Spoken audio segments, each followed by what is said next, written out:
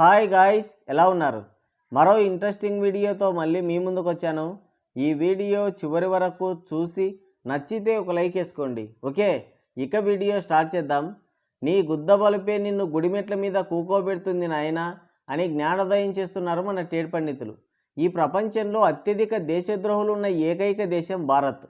నికార్సైన దేశద్రోహులంతా నాయకులుగా, సెలబ్రిటీలుగా, జర్నలిస్టులుగా, మేధావులుగా, సంఘ సంస్కర్తలుగా చెలామణి అవుతున్న ఏకైక ప్రాంతం ఇది అని ఎవడో ఒకడు కామెంట్ పెట్టాడు. చూస్తుంటే అది నిజమే అనిపిస్తుంది. తినేది మొగుడు సొమ్ము, పాడేది రంకు మొగుడి పాట అన్నట్టు ఇక్కడి తిండి తింటూ, ఇక్కడి గాలి పీలుస్తూ, ఇక్కడే బతుకుతూ ఈ దేశం మీదనే విషం చిమ్ముతూ ఉంటారు. ఈ విధవలు ఈ భావజాలంతో ఈ దేశం దాడితే క్షణం కూడా బతకలేరు. చైనా లాంటి దేశాల్లో అయితే వీళ్ళని పందుల్ని ఏలాడదీసినట్టు ఏలాడదీస్తారు. గుండె కోతగా ఉంది, నిజం భయపెడుతుంది. సరే, విషయం ఏంటంటే ప్రశ్న రావణ్ అనేవాడిని అరెస్ట్ చేశారు. వీళ్ళంతా ఇటలీ మూత్రపాన ప్రియులు. బ్రిటిష్ వాళ్ళు పోతూ పోతూ తుప్పల్లో కొన్ని ఇత్తనాలు చల్లిపోతే పెంట కుప్పల్లో బురదగుంటలో మొలిచిన మొక్కలివి. వీని అసలు పేరు జోసెఫ్ అంట. అంటే ఈడో గొర్రెబిడ్డ అన్నమాట. సొంత పేరుని, సొంత మతాన్ని, సొంత ఐడెంటిటీని చెప్పుకోలేని ఏ బ్రాసి నాయలీడు. రావణ్ అని పెట్టుకొని నాస్తికుడిగా చెలామణి అవుతూ హిందుత్వం మీద బురద చల్లుతుంటాడు. రావణ్ అని పెట్టుకున్నాడు అంటే పక్కోడి పిల్ల మీద మోజు పడేవాడు, బలాత్కారాలు చేసేవాడు వీనికి ఆదర్శం అన్నమాట. ఏది ఏమైనా నేను రాక్షస జాతికి చెందినవాడిని అని భలే సగర్వంగా చెప్పుకున్నాడు వీడు. అది నచ్చింది నాకు. వీడి పని ఏంటంటే సనాతన ధర్మాన్ని కించపరచడం, రాముణ్ణి, సీతమ్మని, కృష్ణుణ్ణి, మొత్తం హిందూ దేవీ దేవతలందరినీ తూలనాడడం వీడి ప్రథమ కర్తవ్యం. కులాల మధ్య చిచ్చు పెట్టడం, మత విద్వేషాలు రేపడం, జెంజీ కిడ్స్ని రెచ్చగొట్టి తప్పుదోవ పట్టించడం వీడు చెయ్యని జాతి తక్కువ పనే లేదు. వీడు మాట్లాడే మాటలు వింటే రక్తం కుత కుత కుత కుత ఉడికిపోయేది మన టేడ్ పండితులకి. ప్రశ్నిస్తా అనే సాకుతో వీడు చేయని పాపమే లేదు. దేనికైనా పాపం పండాలి కదా, కర్మ రివెంజ్ తీర్చుకునే టైం రావాలి. అలాంటి టైమే వీడికి వచ్చింది. 100 గొడ్లని తిన్న రాబందు ఒక గాలివానకి చచ్చిందని వీడు కూడా అలాగే పడ్డాడు. ఏ పేరైతే చెప్పుకోలేక, ఏ మతాన్ని అయితే దాచిపెట్టి దాగుడు మూతలు ఆడాడో అక్కడే పడింది బ్లాక్ షిప్. దళిత గొర్రెబిడ్డల సభ అని ఒకటి పెట్టుకొని స్క్రాప్ మొత్తం ఒక చోటికి చేరింది. దాంట్లో ఈ జోసెఫ్ గారు కూడా ఒకడు. దయచేసి ఎవరు కూడా వీడిని రావణ్ అని పిలవద్దు. ఎందుకంటే రావణుడు గొప్ప శివభక్తుడు, చెడ్డవాడే కానీ వీడంత లేకినాయలు కాదు. వీని బతుక్కి ఆ పేరు పలికి అర్హత కూడా లేదు. వీనికి సనాతన ధర్మం అంటే నచ్చదు, కానీ గొప్ప శివభక్తుడైన రావణుడు వీనికి ఆదర్శం అంట. నాకు అర్థం కాని విషయం ఏంటంటే రావణుడికి వీడు ఏ విధంగా కనెక్ట్ అయ్యి ఉంటాడు అంటే ఏదో అవలక్షణం, లేకి బుద్ధి వీడిని ఆకర్షించి ఉంటుంది. వీడు నాస్తికుడు కదా, మరి క్రైస్తవ మీటింగ్లో ఎవడాకులు పీకడానికి వెళ్ళాడో మీకేమన్నా తెలిస్తే కింద కామెంట్ చేయండి. ఏమన్నా అంటే ఫీల్ అవుతారు కానీ అసలు దళిత క్రైస్తవ అనే పదం యాడుందిరా గొర్రెబిడ్డలారా. అంబేద్కర్ బతికి ఉంటే చేతిలో ఉన్న రాజ్యాంగానికి బొక్కపడేదాకా కొట్టేవాడు మిమ్మల్ని. ఈ ఎదవలు ఈ సభ ఎందుకు పెట్టారంటే రాజ్యాంగంలో మతం మారితే రిజర్వేషన్ వర్తించదు. అంటే హిందువు క్రిస్టియానిటీలోకి కానీ ఇస్లాంలోకి కానీ వెళ్తే ఈ రిజర్వేషన్ వర్తించదు. స్వయంగా అంబేద్కరే తన స్వహస్తాలతో రాశాడు. ఈ గొర్రెబిడ్డలు మతం మారి కూడా గత 70 సంవత్సరాలుగా దొంగతనంగా ఈ రిజర్వేషన్లు అనుభవిస్తున్నారు. నాకు తెలియక అడుగుతాను, మీది ఒక బతికేనేట్రా?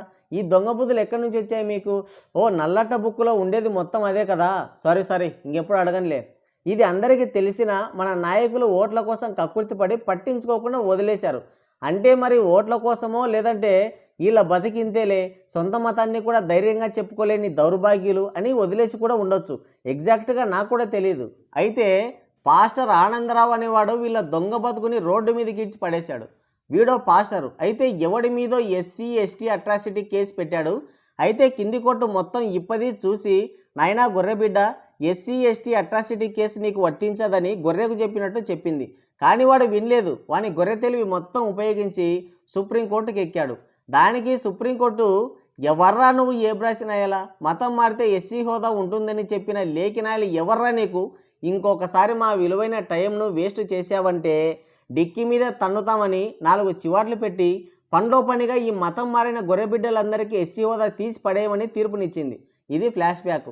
దానికి వాళ్ళు జడంగులం, మతం మారినా సరే మాకు SC హోదా ఇవ్వాల్సిందే అని దళిత క్రైస్తవ సభ అని ఒకటి పెట్టాడు. ఈ గొర్రెబిడ్డలు అంబేద్కరే ఆదర్శం అంటారు.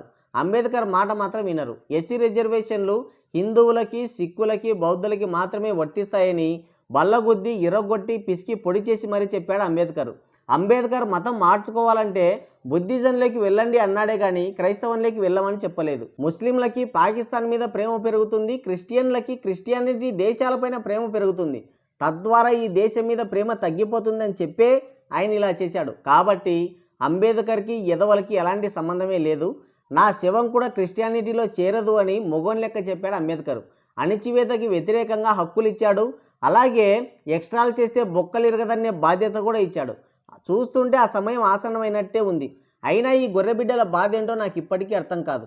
మతం మారకముందేమో మా దేవుడు కరుణామయుడు, ప్రేమస్వరూపి, కులం లేదు మతం లేదంటారు, మారిన తర్వాత మేము దళితులం దరిద్రులం అంటారు. ఓ క్లారిటీకి రండ్రా బామర్ది అని అంటున్నారు మన టేడ్ పండితులు. ఈ వాలుజడంగులం ఆ దళిత క్రైస్తవ సభను పెడితే ఆడికి తగుదునమ్మా అంటూ ఈ పాలకుర జోసెఫ్ గారు ఎగేసుకొని మరీ వెళ్ళాడు. మరి తాగేసి వెళ్ళాడో రాత్రి తాగింది దిగలేదో తెలీదు. వాడి ఇష్టం వచ్చినట్టు కారుకూతలన్నీ కూశాడు. చంద్రబాబు నాయుడు మీద, పవర్ బాబు మీద ఇష్టం వచ్చినట్టు లేఖిగా ప్రశ్నలు వేశాడు. ఆ ప్రశ్నలకి మంత్రముగ్ధులైన పవర్ బాబు, చంద్రబాబు మిగతా ప్రశ్నలన్నీ జైల్లో అడగమని చెప్పి అక్కడికి పంపించారు. బెయిల్కే వాడి జీవితకాల సంపాదన మొత్తం మింగబెట్టే సెక్షన్లన్నీ పెట్టి లోపల నూకారు. రాజ్యాంగం రాజ్యాంగం అంటారు ఈ వెధవలు. ఒక రాజ్యాంగ పదవిలో ఉన్న వ్యక్తుల్ని ఇలా నోటికొచ్చినట్టు మాట్లాడమని ఏ రాజ్యాంగం చెప్పింది వీళ్ళకి?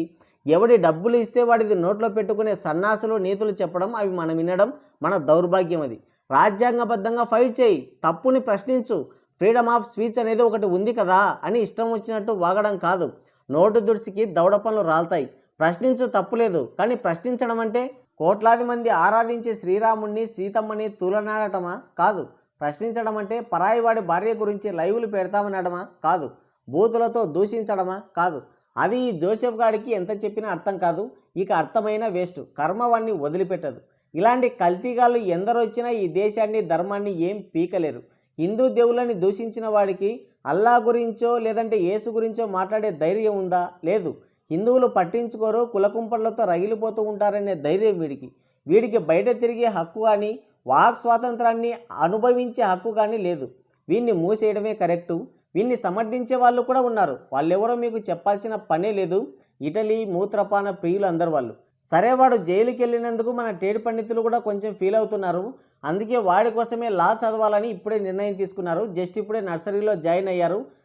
తొందరగా 10 చదివి తర్వాత డాక్టర్ అయ్యి, ఇంజనీర్ అయ్యి, లా కంప్లీట్ చేసి వాడికి బెయిల్ ఇప్పిస్తారంట. అంతవరకు ఆ జైల్లోనే ప్రశ్నల పేరుతో ఎవడో ఒకటిది గుడుస్తూ ఉండమని చెప్పండి వాడికి అని చెప్పారు. నాకు వాడు ఎక్కడుంటాడో తెలియదు, మీకేమన్నా తెలిస్తే కొంచెం చెప్పండి వాడికి.